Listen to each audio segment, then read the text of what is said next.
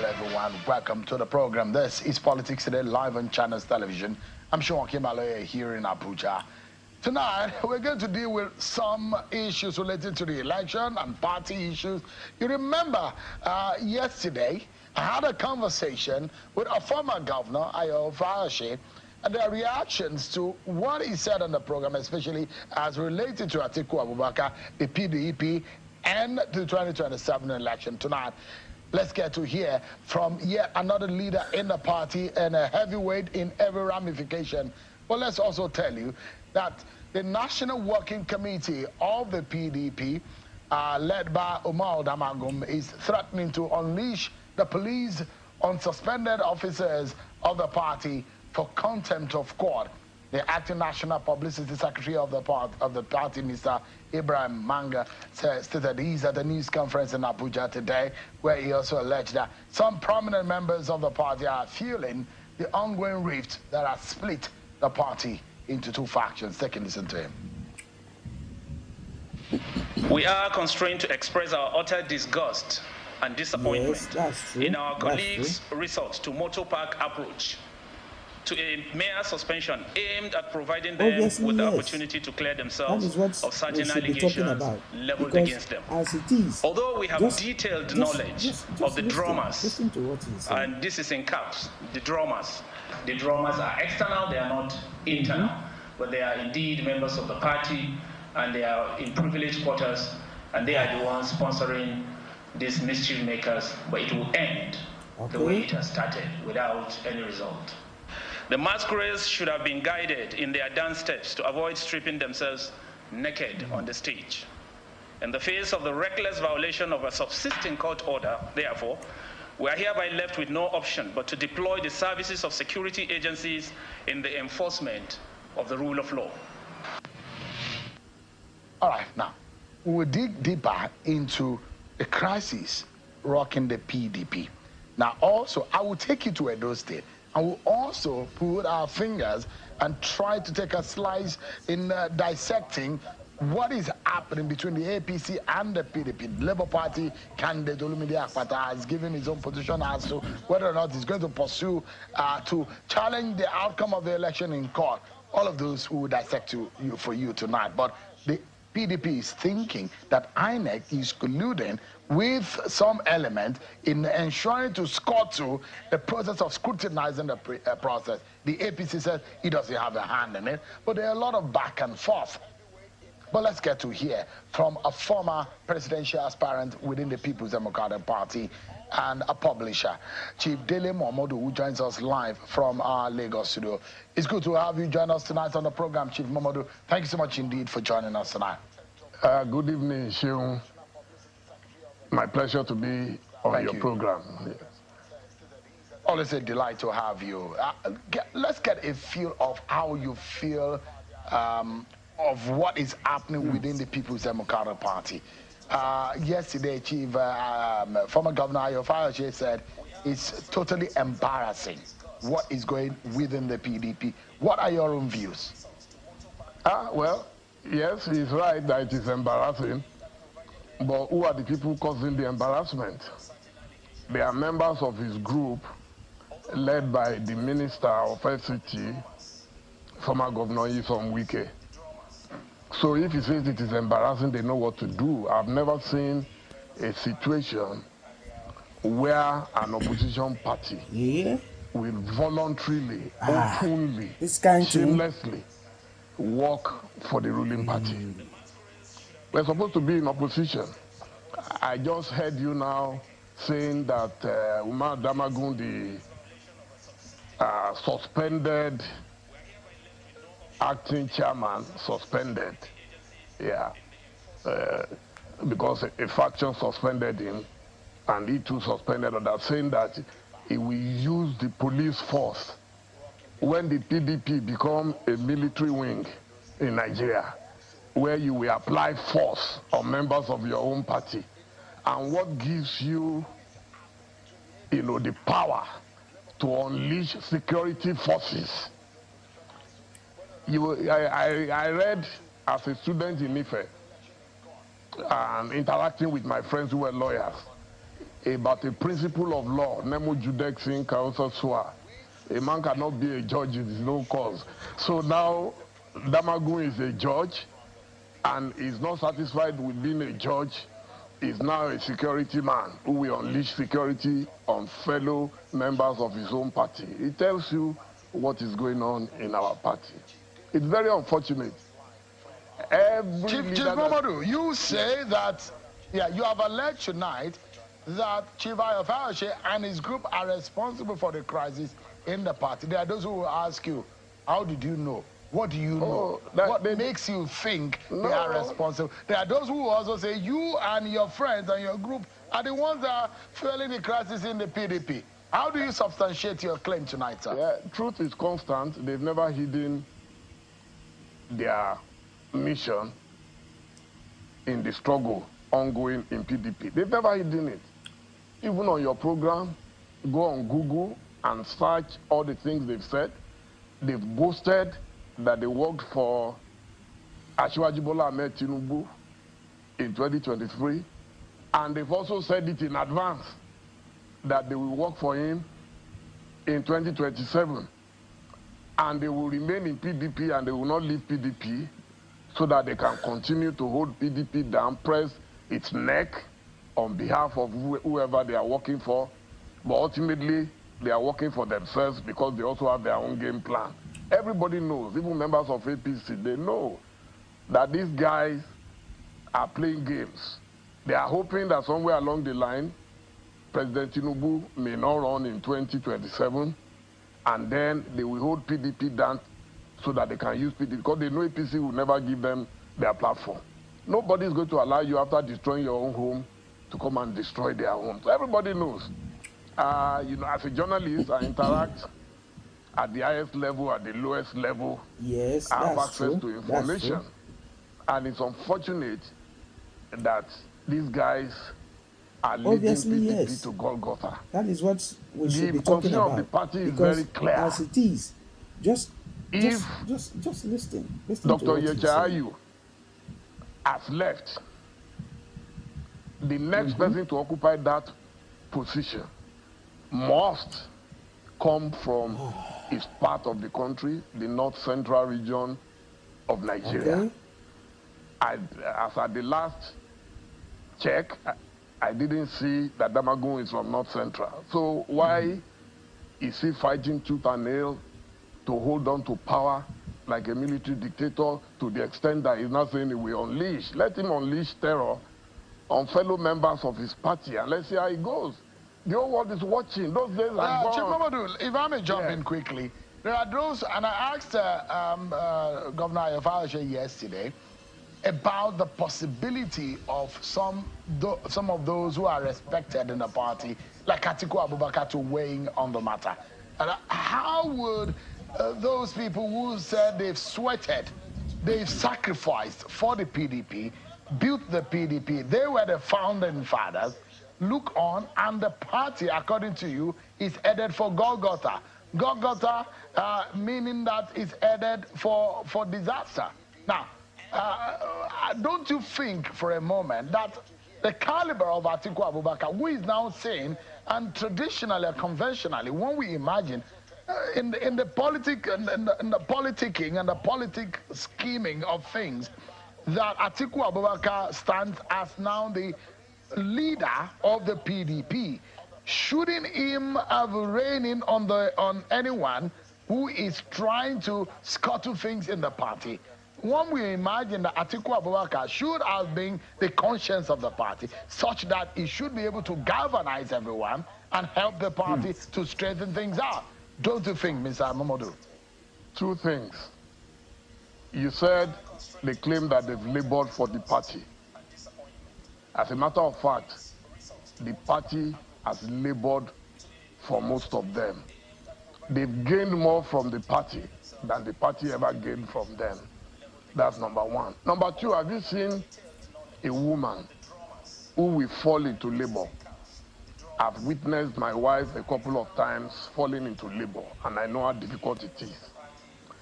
And then after delivering the baby, you will now say, because you are fighting your husband for whatever reason, you are going to kill your baby. Is that possible? That's what they are doing. It's simple logic. I went to Ife, Great Ife. We were taught logic. These guys don't apply logic to everything they are saying. You are saying Atiku should rein them in. How? When Atiku is their main target. You heard everything that Governor Ayofayoshe said last night. Saying Atiku should get out of politics. Is that democracy? I don't care if Atiku decides he doesn't want to run. That is his personal business. But it is not Fayoshe that will tell Atiku whether to run or not to run. Why? If he says Atiku is too old to run, let him come out. I challenge him. I know he's a very bold person normally. Let him come out and say Tinubu should not run in 2027. Let Wike come and tell Tinubu not to run in 2027. You see, we fought for this democracy. I am a part-time politician. I'm a man of modest income. I'm not chasing anything in PDP or outside PDP. But I just want Nigeria to be good. Because if Nigeria is good, Nigeria parades some of the greatest human beings on earth. If Nigeria is good, you don't need a godfather. If Nigeria is good, you don't have to depend on politics, for a living. A lot of people in Nigeria depend permanently, parasitically on politics for a living. And we've told them many times, you lost an election, a primary in 2022, get over it, get a life. You are crying like a baby every day. A baby whose lollipop has been taken away from me. Every day they are crying. Atiku defeated you. Get a life. And you already have a life. God has been kind to you. You did well as governor in Rivers. I've always said it. Now you are a minister. Why don't you just face that business? But I don't blame them. It is the president who has refused to rein them in. It's not Atiku that will rein them in because they don't report to Atiku. Atiku is not their boss. And Atiku is not dictatorial. There is not a single state that Atiku controls in Nigeria where we say the governor is under its watch. No. Atiku is a businessman who lives his life quietly with his family, runs his chain of businesses, admirably. So let these guys leave him alone to face his life. Let them also face their own life. But if they like, let them kill PDP. It's obvious that they don't care if PDP dies.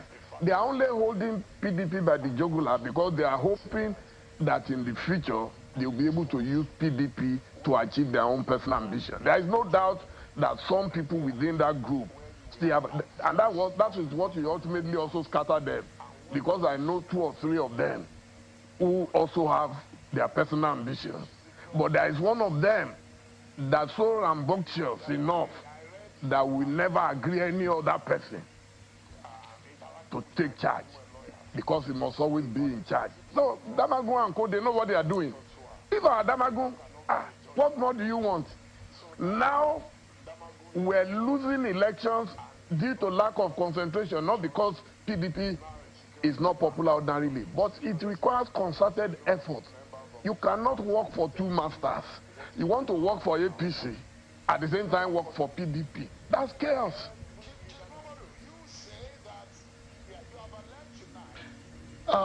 Chief Mamadou, when you touched on, and you had a write-up earlier today, and you touched on what Ayofayoshe said about the age of Atiku Abubakar, that by the time it will be time for 2027 election, Atiku Abubakar will either be 80 or 81 years of age.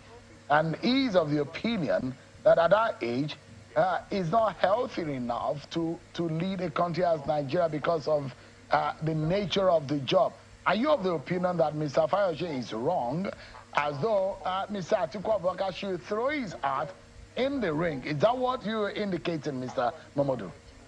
I have no right whatsoever to dictate to Alhaji Atiku Abubakar how he wants to run his political life.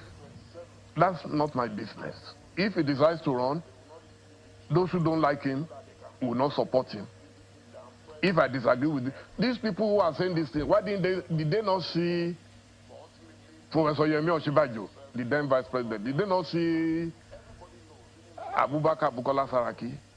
Did they not see Kayode Fayemi and all these young stars, Chibukeru Timi Amechi, all of them, Omoyele Sowore? Did they not see them? Why didn't they support a younger person? And like I asked in my release today, what has been the impact of these younger people who said they have been in politics? Go and check their state.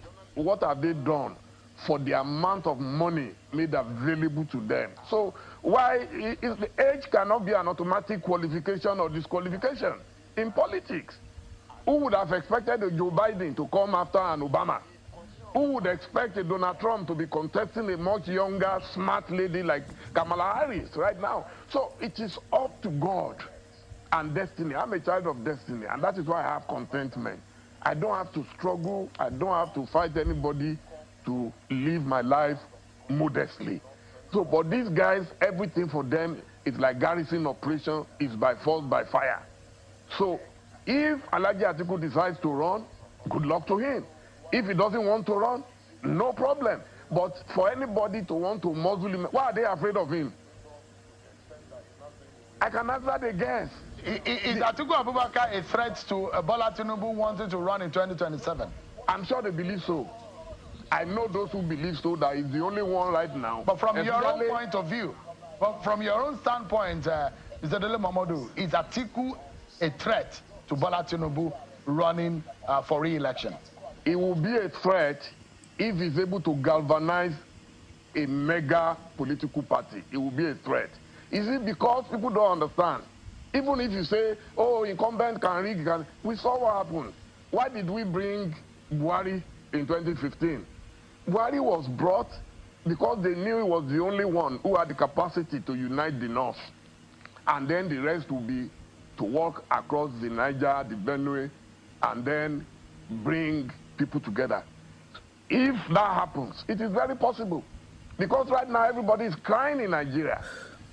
And don't forget the mood factor in elections. The mood factor is that if the mood of the nation is overwhelmingly opposed to the leader, now today we can see in retrospect that President Jonathan was one of the best leaders in Nigeria, but yet because of the perception that people thought he was not performing well, there was a lot of problems, insecurity and all that, so that mood factor then favored Buhari, who had even given up that he was not going to run again.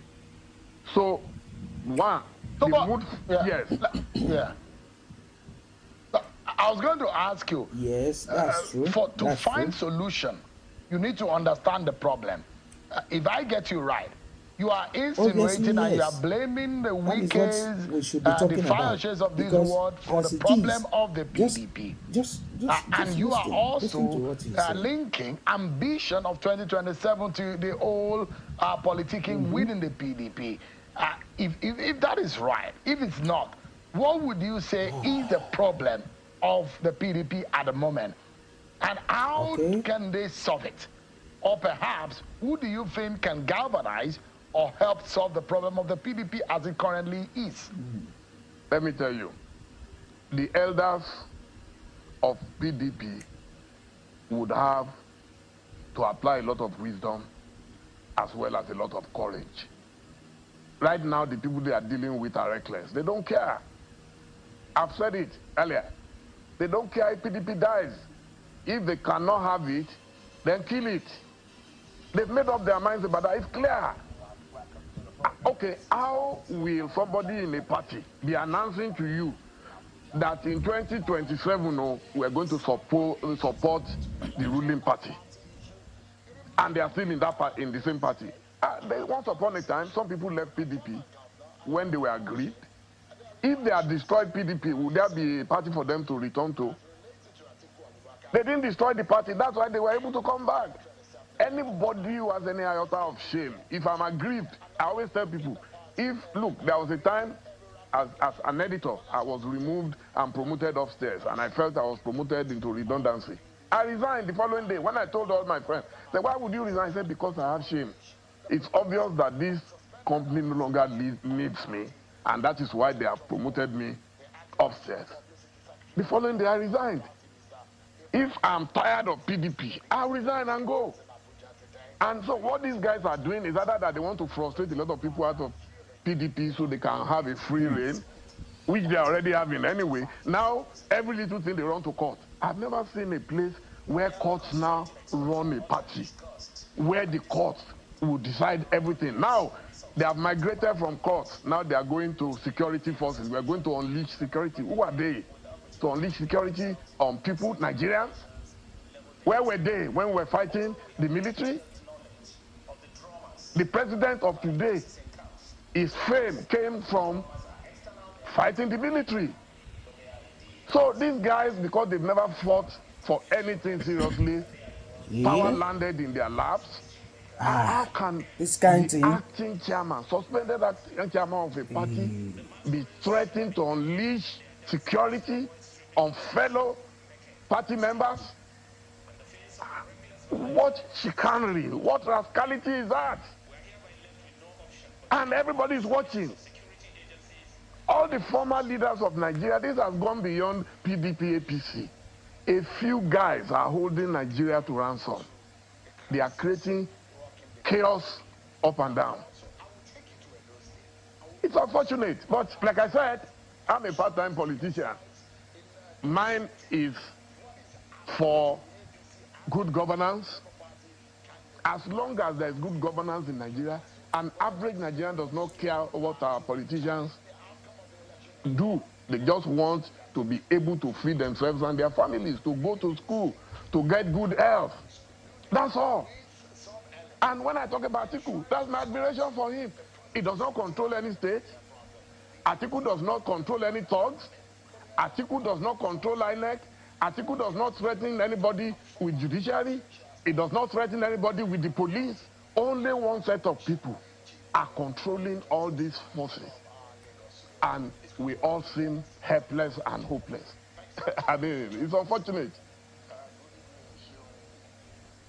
Let me, just before you go, Chief Mamadou, I'd like you to comment briefly on the state of the nation, especially the economic realities that we currently face, the pricing of fuel.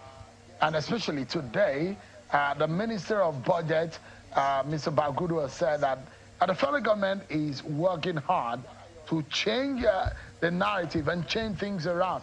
And there are efforts being made to ensure that the living conditions of Nigerians change. And he says that better days are ahead, and they are enacting policies aimed at revamping the nation's economy. Do you have a sense that there is light at the end of the tunnel, just like the Vice President Kashim Shettima also said today, that there is a light at the end of the tunnel? Do you see that ray of light, Mr. Mamadou? You see, a woman whose child has been killed before by a witch may not trust any woman. I've lived long enough in this country called Nigeria, 64 years plus, and I've listened to all the sweet talk by politicians and political leaders. I'm yet to see the sign of that light at the end of the tunnel. But I'm not going to argue with them. I wish them the best of luck. I want Nigeria to be good, as I said, so it's not in my interest for Nigeria to collapse. So if they do it well, history would applaud them. And if they don't do it well, the people coming after them will also tell them the same thing they are saying about Buhari, a member of their own party now, that Buhari left them a collapsed economy and everything. The same party accusing itself. So it doesn't take time. Before you know it, 4 years is gone. Maybe whatever they do, they get another 4 years. It's okay. We're used to it. At my age, I've almost virtually given up on anything happening from them, because we can see the signs that politicians... But Chief Mamadou, quickly, if let's take the words of the government. For example, the president who has said that, look, it's like the pain of childbearing. In the initial stage, it will be painful, involving some gnashing of the teeth. And at the end of the day, it will be better. Can we take the words of the president for it and for a moment believe that, let's be optimistic, is it possible? Do you believe in the capacity and the path that this government has been threading over the last few months or so, in the policies they have made, that things can actually get better? We experience the initial pain, but do you see the capacity of the president in delivering to Nigerians better life in the long run? Sheung, Nigeria has turned me into an incurable pessimist. There is nothing you say, I will just sit down, look, and be watching. I don't know anything about capacity any longer. You see, you know the story of Abiku. Abiku has turned the herbalist into a novice. That is what our political leaders have turned Nigeria into. Leader after leader comes, makes promises. I remember I supported President Buhari in 2015. 2 months after he took power, I started writing letters. I saw the signs that we were going nowhere and we were just going into perdition. And he invited me over, and we had a talk one-on-one. 2 of us in a room, and he said, Dele, what have you seen? I told him. And I compiled all the things I've been writing about previously, and I said, I'm going to write about you. So now, in fact, I stopped writing in this era because I've seen that it's just a waste of time talking to people who will not listen. So I'm minding my business. Oh, people will say, hey, you're supposed to be the president's friend, you are this and that. So for me, I doubt that much will come out of what is going on, because even the people who surround the president, a lot of them are not ready for the change. They are not ready. Chief Dele Mamadou. Yeah. Thank you so much indeed. Chief Dele Mamadou is a publisher and a former presidential aspirant in the People's Democratic Party in the run-up to the 2023 presidential election. Thank you so much indeed for your thoughts tonight. Thank you, Sheung. I appreciate it. We'll take a break, everyone, and when we return, we shall be delving into the issue of Edo governorship election and the aftermath. What has become a major debate between the PDP and the APC. INEC has now been thrown in the middle. We'll be getting insight into all of this when we return after this break, everyone. That is it. Oh, baby, see, this your love, it be like magical. I love you from down back. Please help your boy. For more, oh, baby, see.